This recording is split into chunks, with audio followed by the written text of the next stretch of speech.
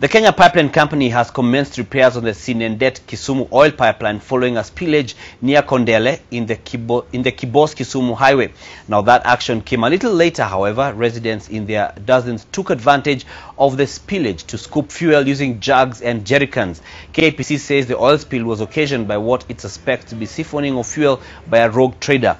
The leak was discovered at around 1 p.m. Despite contamination of the fuel with surface water, residents did their best to scoop as much of the fuel as possible.